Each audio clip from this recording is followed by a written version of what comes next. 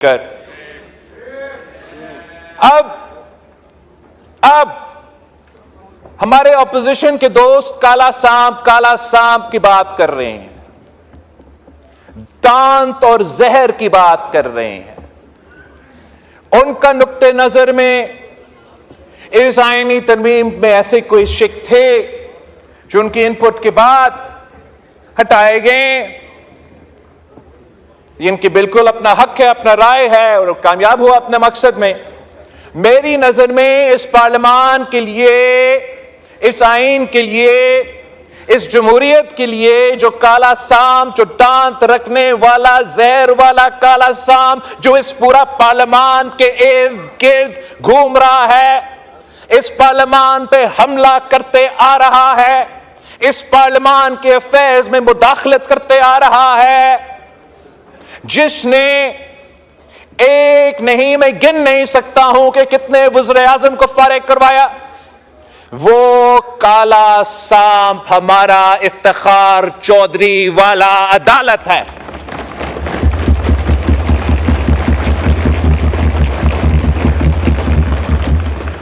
ये क्या बात हुई कि आप हमारा वज़ीर आज़म को तख्तेदार पे लटका दे, आप हमारा वज़ीर आज़म को जो सरेआम दहशतगर्दी के हमले में शहादत कबूल करती है उसको इंसाफ नहीं दिलवा सकते।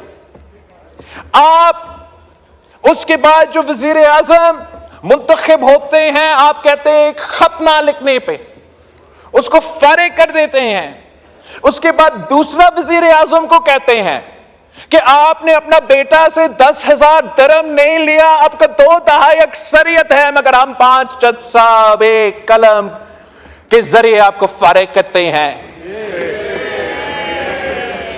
हमने 58(2) भी खत्म किया तो अदालत ने सादिक और अमीन के जरिए वो 58(2) भी वापस अपने पास ले लिया। हमने अदम एतमाद को वो वाहिद जरिया समझा कि ये जायज आईनी जमहूरी तरीका है किसी वजीर आजम को हटाना। तारीख में पहली बार हम वो हमारा अपना इख्तियार इस्तेमाल करते हैं और अदालत एक गैर आईनी 63A के फैसला के थ्रू हमसे वो इख्तियार छीनते हैं, अदम एतमाद का शर्त को डिसफंक्शनल बना देते हैं। तो इसका मतलब क्या कि फौजी जनरल को इजाजत वजीर आजम को हटाना, काला कोट पहनने वाला को इजाजत वजीर आजम को हटाना, मगर इस हाउस के नुमाइंदे जो पाकिस्तान के अवाम के मुंतखब नुमाइंदे हैं उनके पास ये इख्तियार नहीं, उनका वोट गिना नहीं जाएगा, वो नाअहल होगा। ये किस किस्म का मजाक था जनाब स्पीकर? ये क्या चाह रहे थे कि हम अपने हाथ पे हाथ बैठ के ये तमाशा, ये मजाक देखते रहते? हम पे फर्ज था, हमारा ये जिम्मेदारी था बेहैसियत सियासतदान, बेहैसियत पार्लियामान के मेंबरान, कि हम अपना हाउस का, पार्लियामान का अथॉरिटी असर्ट करते और वो जो गैर जमहूरी अमल था जुडिशियल रिफॉर्म्स के थ्रू उसको टेस्ट करने की कोशिश की। और हमारा जुडिशियल रिफॉर्म्स के 2-3 ही कंपोनेंट्स है जनाब स्पीकर। एक है कॉन्स्टिट्यूशनल कोर्ट, आईनी अदालत, वफाकी आईनी अदालत। इस पे जनाब स्पीकर बहुत ही तंकीद हुआ, तो मैं चाहूंगा कि मैं इसको एक तारीखी कॉन्टेक्स्ट में इस पॉइंट को जरूर आपके सामने रखूं कि ये आईनी अदालत का कॉन्सेप्ट कहां से आया। कायद आजम मोहम्मद अली जिन्ना साहब ने गोल मेज कॉन्फ्रेंस में पहले ये तजवीज दी। कायद आजम मोहम्मद अली जिन्ना को यह मौका नहीं मिला कि इस मुल्क को वो अपने हाथों से आईन देता। हमें जो उसका 10 साल पहले, इस मुल्क का बनने के 10 साल पहले जो ख्याल था वो ये कि किसी एक अदालत में इतना इख्तियार इकट्ठा नहीं होना चाहिए और अलग अलग अदालत होना चाहिए, सिविल, क्रिमिनल और नॉर्मल मैटर्स के लिए, और अलग अदालत होना चाहिए आईनी मैटर्स के लिए, वफाकी मैटर्स के लिए। कायदे आज़म मोहम्मद अली जिन्ना ने यह बीज बोया, यह सोच रखा। उसके बाद जस्टिस डुराब पटेल साहब ने, जनाब स्पीकर, और जस्टिस डुराब पटेल साहब के बारे में मैं ऑनरेबल हाउस को याद दिलवाना चाहूंगा कि जस्टिस पटेल साहब ऐसे मुंसिफ था जो कायदे अवाम शहीद जुल्फिकार अली भुट्टो के कत्ल केस में एक जस्टिस था, जज था, और जो इंसाफ मुझे आज जस्टिस फाइज ईसा का अदालत ने दिलवाया, वो इंसाफ जस्टिस डुराब पटेल ने उस बेंच पे बैठे हुए अपना ऑर्डर में लिखा।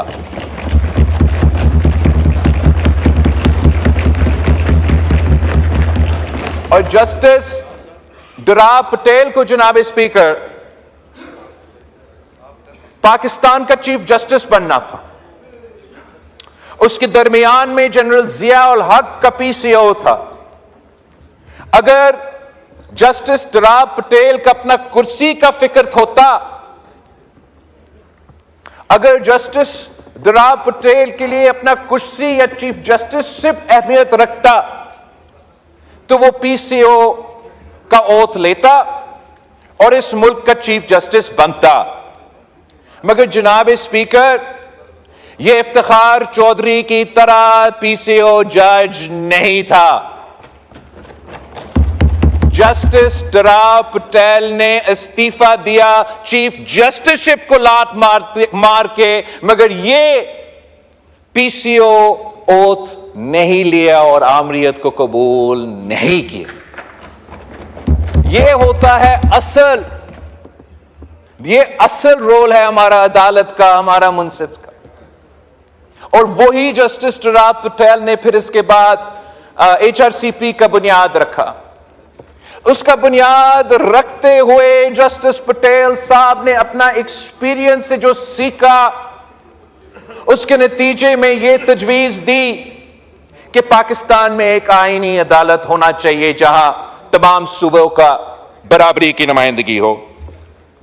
उसी सोच को आगे लेके चलते हुए हमने 2006 में आपस में यह तय किया, शहीद मोहतरमा बेनजीर भुट्टो ने, मियां मोहम्मद नवाज शरीफ साहब ने, फिर एपीडीएम के प्लेटफॉर्म में तमाम सियासी जमातें जो उस तरफ बैठे हैं, चाहे वो पीटीआई हो, चाहे वो हमारा मौलाना फजल रहमान साहब हो, तमाम जमातें, अगर एआरडी के हिस्से नहीं थे तो एपीडीएम के हिस्से तो थे। और एपीडीएम में भी चार्टर ऑफ डेमोक्रेसी पेश हुआ और उनके तमाम मेंबर्स ने उस वक्त उस डॉक्यूमेंट का हमायत किया।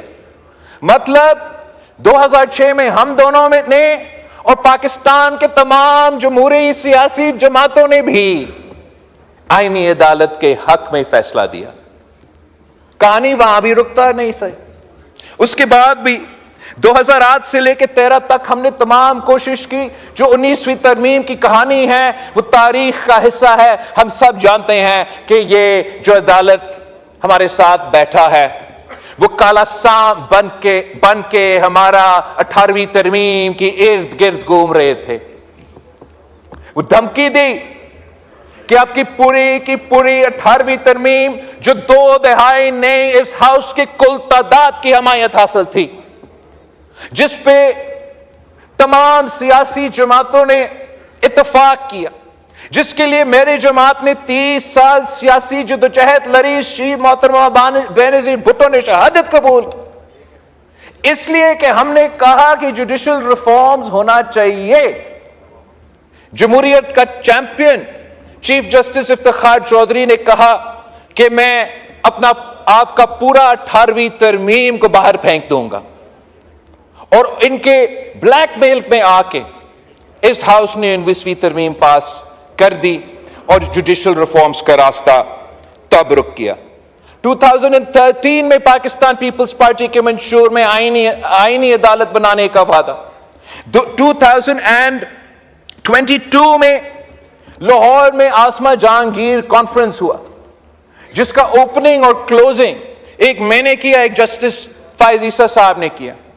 उसी कॉन्फ्रेंस में आईनी अदालत की हमायत किया। और क्यों हमायत की? ताकि पाकिस्तान का अथॉरिटेरियन अदालत का वाहिद हल उस सिविल सोसाइटी का बैठक ने यह समझा कि आईनी वफाकी अदालत है।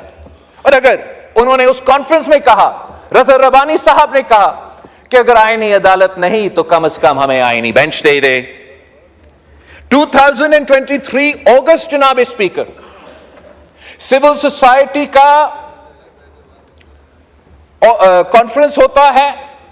तमाम स्टेक होल्डर्स को बशमूल सियासी जमातों, पाकिस्तान पीपल्स पार्टी का सेनेटर बाबर और इनका पीटीआई का सेनेटर भी उसी बैठक में मौजूद थे।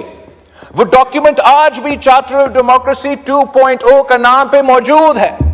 उसमें भी उनका पहला मुतालबा है कि चार्टर ऑफ डेमोक्रेसी का अंदरूनी मिशन पूरा करो, वफाकी आईनी अदालत बनाओ।